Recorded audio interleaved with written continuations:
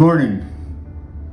This morning I'm bringing devotions from St. Paul Evangelical Lutheran Church in Carlisle. This morning I'd like to explore the idea of God's calling individuals.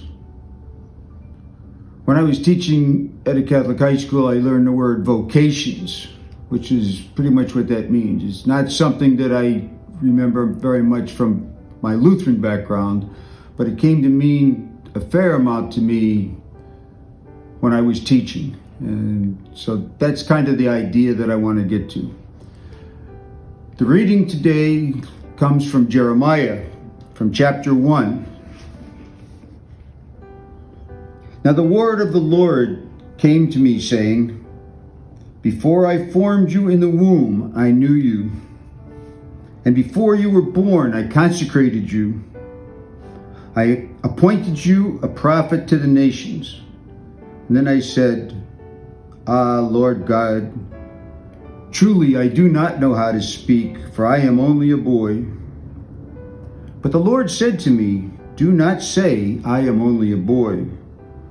For you shall go to all to whom I send you, and you shall speak whatever I command you. Do not be afraid of them, for I am with you to deliver you." Then the Lord put out his hand and touched my mouth. And the Lord said to me, "Now I have put my words in your mouth." I think Jeremiah is like a lot of us.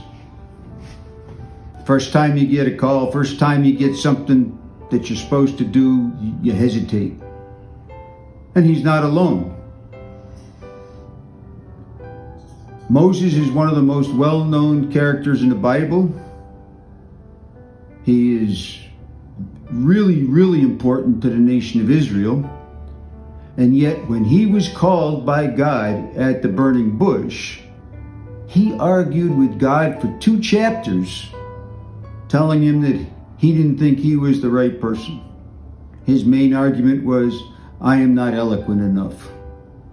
And yet, history says he did really well as the leader of Israel. And of course, that wasn't because of Moses as much as it was that God was with Moses.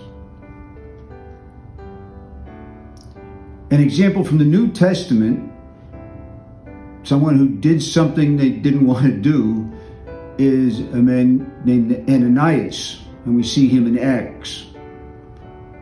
Paul was on his way to Damascus to persecute the church, and suddenly he was dazzled by a great light.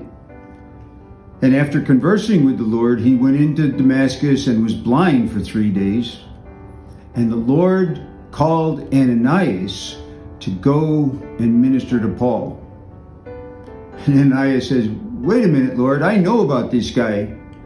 He came here to persecute your church, and I'm scared to go talk to him." But the Lord comforted him, and he sent Ananias, and Ananias went.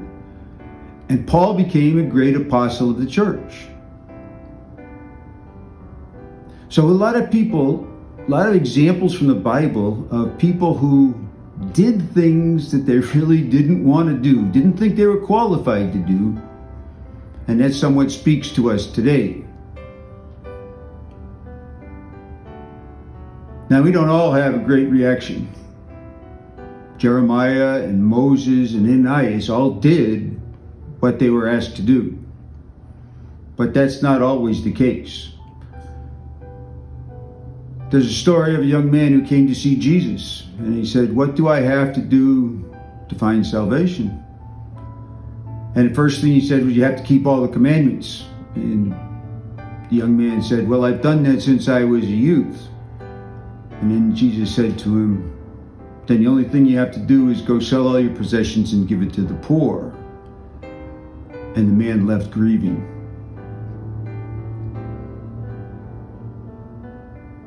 We have choices to make when we're confronted with something to do for the Lord. This idea of vocations, it seems to me, is something that we have to struggle with, something that we each have to answer for ourselves. And we don't all get called the same way, and we don't get all called to the same service. But we all get called by the same Lord. And we all get called to do something specific. And at least in my case, I think the hardest part of it is to figure out what that call is. And I also think in my case that it has changed over the course of my life.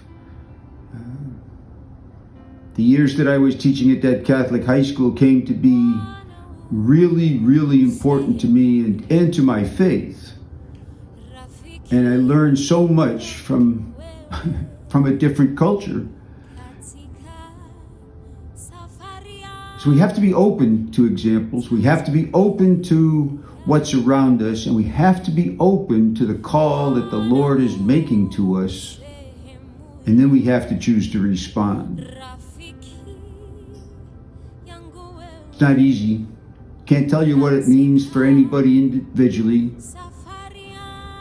But I am sure, I am almost certain that the Lord is calling each individual to something, and we have to respond. And I pray this day that you'll think about that call and what your particular call is, and that you will respond positively. And I hope you'll pray for me that I will do the same when I am called, each and every time. Thank you. Good morning.